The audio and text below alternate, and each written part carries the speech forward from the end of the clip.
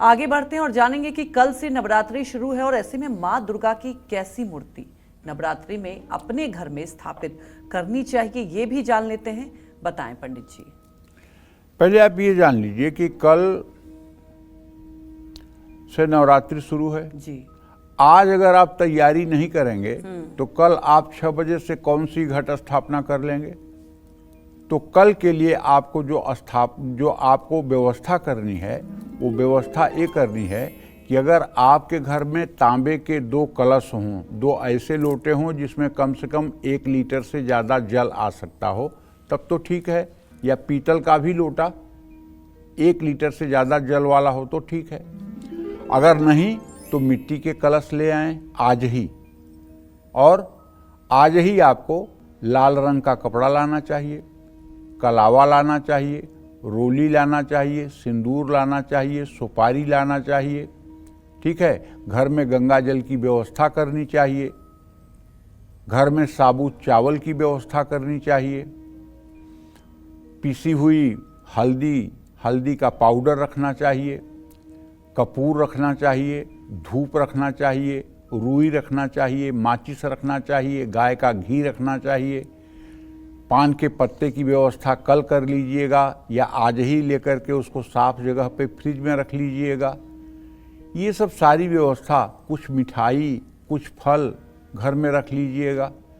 और आज ही अगर आप मूर्ति रखना चाहते हैं तो अंगूठे के बराबर माता की कोई एक प्रतिमा घर में लाइएगा, और अगर मूर्ति नहीं स्थापित कर रहे हैं तो एक सूखा गरी गोला ले आइएगा, एक लोहे की कील या सोने का एक छोटा सा टुकड़ा रखिएगा, और उसके बाद 7 प्रकार के अनाज रखिएगा।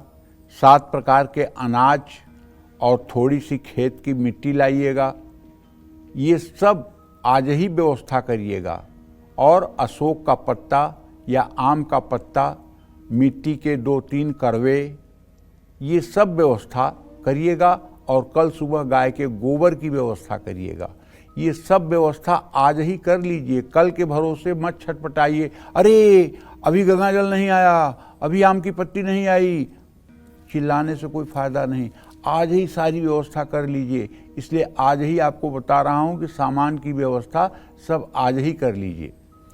ऐसे में माँ दुर्गा की घर में स्थापना की जाने वाली मूर्ति के 8 हाथ होने चाहिए। अगर आप मूर्ति स्थापित कर रहे हैं तो 8 हाथों में माँ ने आयुध धारण किया हुआ है। माँ दुर्गा की मूर्ति का मुखमंडल सौम्य और शांत होना चाहिए। माँ दुर्गा की प्रतिमा का मुख उग्र रूप लिए हुए नहीं होना चाहिए। माँ दुर्गा के मस्तक पर चंद्रमा का चिन्ह होना चाहिए। घर में स्थापित की जाने वाली माँ दुर्गा की मूर्ति का चयन करते समय ध्यान रखें कि माँ दुर्गा के जो वाहन शेर है उसका मुंह बंद होना चाहिए। ऐसी मूर्ति की उपासना घर में सुख शांति लाती है। सिंह का मुख खुला नहीं होना चाहिए, ये रौद्र रूप है। आपके घर में पहले से ही यदि माता की मूर्ति है चांदी की या पीतल की तो नई मूर्ति ना खरीदनी चाहिए।